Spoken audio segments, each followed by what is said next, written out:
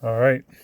Shalom, shalom. Shalom. First and foremost, we want to give all praise, honor, and glory unto Yahweh, Bahashem, Yahweh Shai, Bahashem, Racha, Kodash. Double honors unto the apostles and elders of Great Millstone who rule well, and salutations to you, brothers, pushing this word in truth and in sincerity. Coming back with another lesson. And, on the brother Hassad, along with the brothers. Ashia Racha, Tuavash. And, through the Spirit, we just going to get into some scriptures now. You had the Apostle Tahar that did a video, a response to a IUIC video pertaining to the new moon, in which, IUIC, Nathaniel 7, they still teach that the full moon is the new moon, and that's erroneous. All right, and you actually had the individual who the Apostle Tahar did a response to his video. He used a moon chart, a moon cycle picture, and the picture itself illustrates correctly when the new moon is and when the full moon is, but yet and still the individual got it wrong. All right, and the apostle, he edified on it, but some scriptures came to mind, so Lord willing, we can edify as well. So starting here in Ecclesiasticus 43:7, it says, from the moon is the sign of feast, a light that decreaseth in her perfection. All right, so certain feasts in the high, all the feasts and high holy days that we have are governed by the moon. You're able to establish when they are based upon the moon. Well, if you read up, verse up, it tells you that. Ecclesiastes 43:6, it says, he made the moon also to serve in her season for a declaration of times and signs of the world. Come the water. Yeah, so like the scripture said, like the brother mentioned, that the moon is a declaration of times. Serves in her season for declaration of times and a sign of the world. That's why prophecies based upon certain things, that cycles of the moon, or you have a blood moon or a full moon, or things of that nature.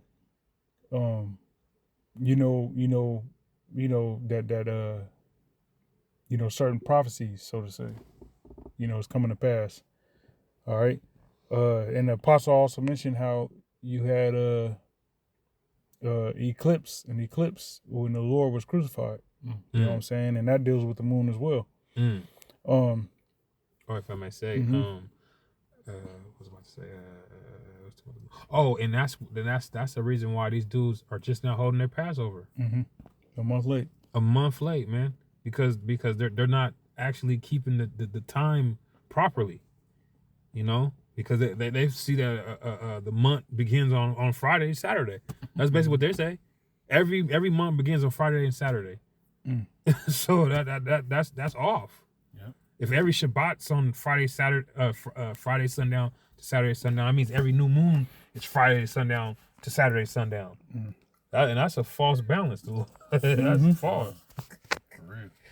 Yeah. Beautiful point. Verse 7 again, it says, from the moon is a sign of feast, a light that decreases in her perfection. So when the moon is at its perfection, that means it's full of light, like the scripture clearly illustrates.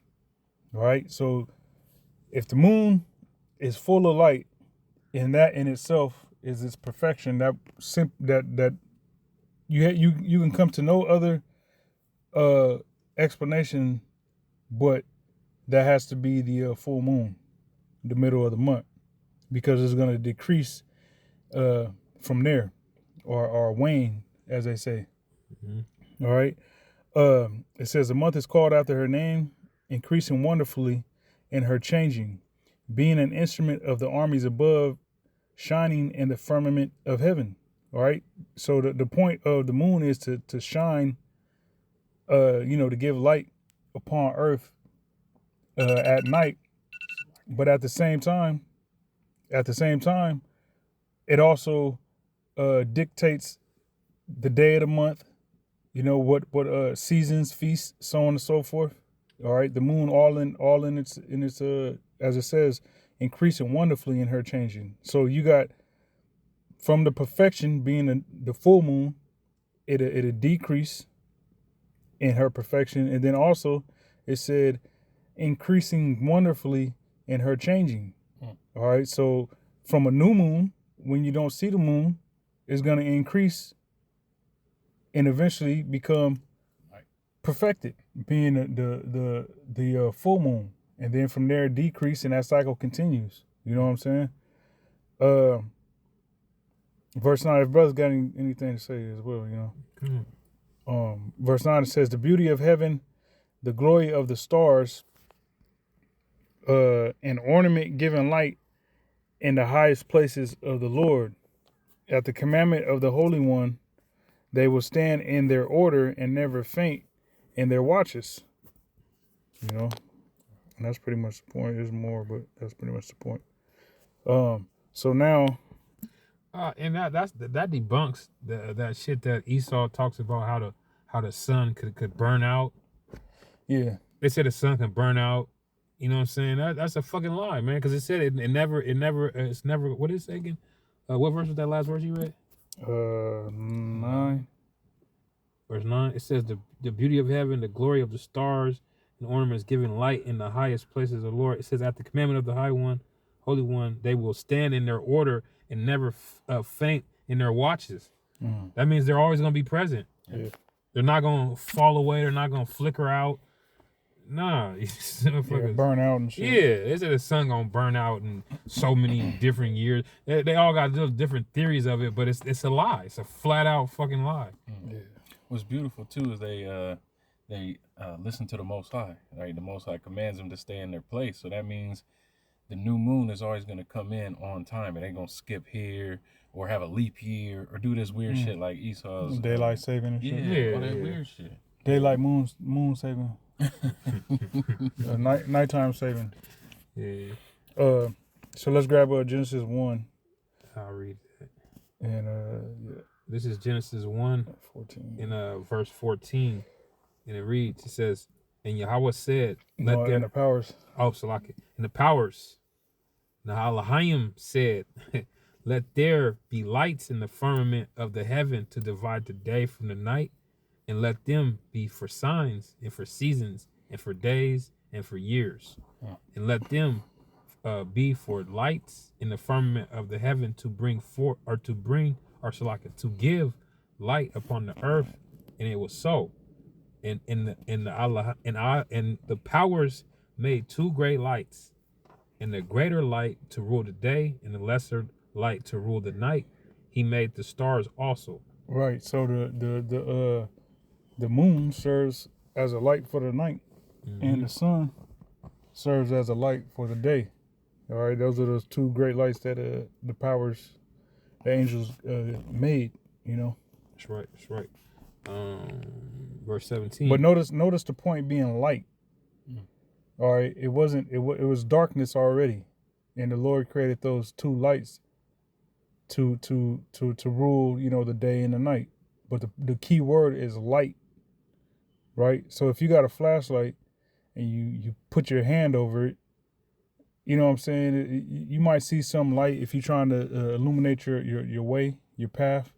You could like, for instance, in the military, when we would go out to the field, we had different lenses that we would put on our flashlight, and the main one we used to use at night was the red infrared or whatever light, because it illuminate your path, but it didn't give too much light to where the enemy could know your whereabouts. So it's the same thing with the moon. Like, if going back to the flashlight, if you got a flashlight and you put your hand over the flashlight or a couple of fingers or whatever, and there's certain rays that might you know, be seen if you walk on the trail. You know what I'm saying? You can still see a little something, but if you remove your hand completely, that light is perfected.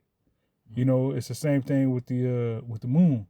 You know, during you got, you know, the waning gibbous, the waxing gibbous, crescent moon, so on and so forth. But that moon, the light thereof is not going to be perfected until it's full. You know. Verse 17, it says, and the powers set them in the firmament of the heaven to give light upon the earth, and to rule over the day and over the night, and to divide the light from the darkness. And Yahweh, and Yahweh saw that it was good. No, the powers. The powers saw that it was good. And in the evening and in the morning were the fourth day. Right.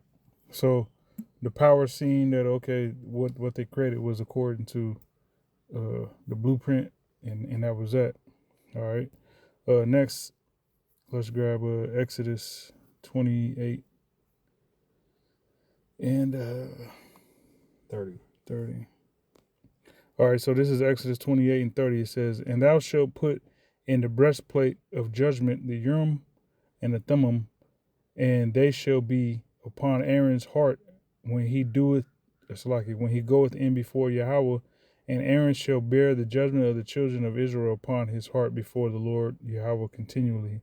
Now, looking these words up, Urim and the Thummim, that word Urim comes from the Hebrew 224, which is Awa Ra Yum, Awa Rayum, and it says Urim, lights, stones kept in a pouch on the high priest's breastplate, used in determining the Most High's decision in certain questions and issues. Down in the Strong's definitions, it says Urim, the ocular brilliancy of the figures in the high priest's breastplate, Urim, but brilliant, ocular, meaning to like visual, brilliancy. You know, when something is so bright, they be like, oh, like somebody's a smart person, they be like, oh, he's so brilliant. Meaning, you is light. Your brain is illuminated, for lack of a better term. He's so bright. Yeah, he's so bright. You know, he has a bright future. Right. Now that word Thummim comes from the Hebrew 8550, and it's Thamayim. And it says perfection, stones provided for the means of achieving a sacred lot, used with the Urim, and will of the Most High. The will of the Most High was revealed. It says in the Strong's definitions. It says perfections. An example, one of the epithets of the object in the high priest's breastplate as an emblem of complete truth. Thummim. All right. So the Urim and the